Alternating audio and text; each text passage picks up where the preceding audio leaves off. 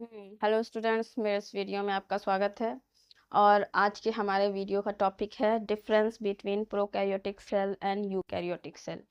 Previous videos में मैंने आपको प्रोकैरियोटिक सेल और यूकैरियोटिक सेल के बारे में बताया था।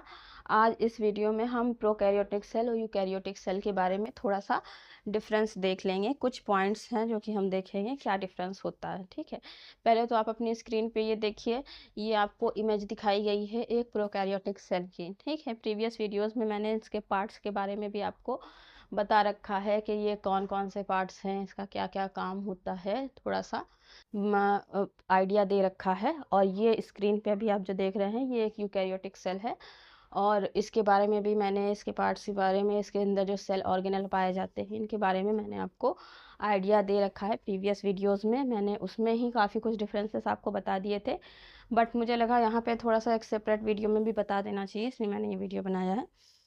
तो आइए देख लेते हैं। ठीक है, देखिए प्रोकैरियोटिक सेल का मेन क्या होता है, स्मॉल इन साइज। इनका साइज जो है वो स्मॉल होता है, ये साइज में छोटी होती हैं। ठीक है, और यूकैरियोटिक सेल जो होता है साइज में बड़ी होती हैं। पहला डिफरेंस ये है कि प्रोकैरियोटिक सेल छोटी होती हैं और यूकैरियोटिक सेल बड़ी होती हैं साइज में। दूसरा डिफरेंस क्या है, न्यूक्लियस में मेम्ब्रेन नहीं होती है।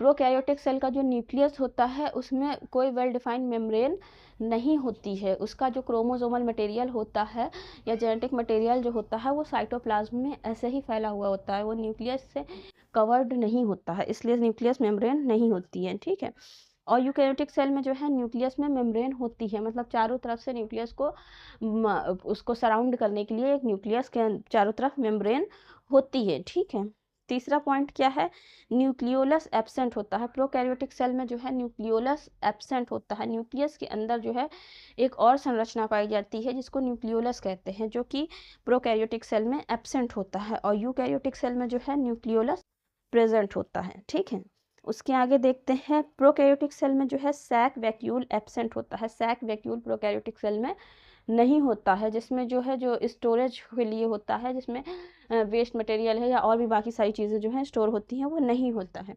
और यूकैरियोटिक सेल में जो है सैक वैक्यूल प्रेजेंट होता है। ठीक है, प्रोकैरियोटिक सेल में जो है प्लाज्मिड प्रेजेंट होता है। प्लाज्मिड को मैंने आपको बताया था कि ये एक्स्ट्रा क्रोमोसोमल मटेरियल होता है जिसका उस सेल के अंदर ज़्यादा कुछ फंक्शन नहीं होता है, लेकिन आगे जो है इसके बाद में जब खोज हुई तो पता चला ये बहुत ही काम की चीज़ है और बायोटेक्नोलॉजी में बहुत ज़्यादा यूज़ होता है। ठीक है, और यूकैरियोटिक सेल में जो है वो प्लाज्मिड एब्सेंट होता है। यूकैरियोटिक सेल में प्लाज्मिड यानी एक्स्ट्रा क्रोमोसोमल मटेरियल नहीं पाया जाता है। ठीक है, प्रोकैरियोटिक सेल में जो है कैप्सूल प्रेजेंट हो सकता है और नहीं भी हो सकता है। कैप्सूल मतलब होता है कि उसके बाहर जो है पूरी क्योंकि वो सिंगल सेल के बने होते हैं, बहुत ही नाजुक होते हैं, तो उनको चोट से, धक्के से बचाने के लिए जो है उसके ऊपर एक्स्ट्रा प्रोटेक्टिव मेम्ब्रेन होती है। ग्लाइकोकैलिक्स हो सकता है, सेल वॉल हो सकता है, कैप्सूल हो सकता है।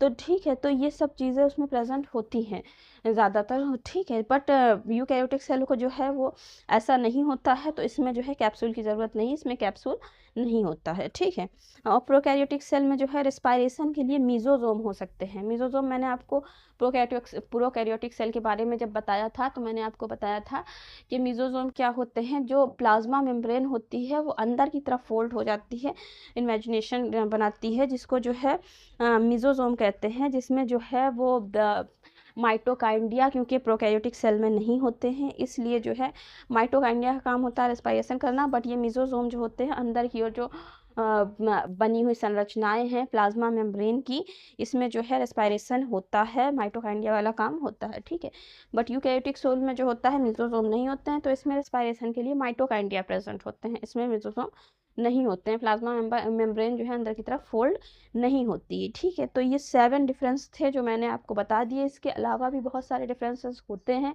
प्रोकैरियोटिक सेल और यूकैरियोटिक सेल में, बट मेनली जो मुझे सही लगे वो मैंने आपको बता दिए हैं।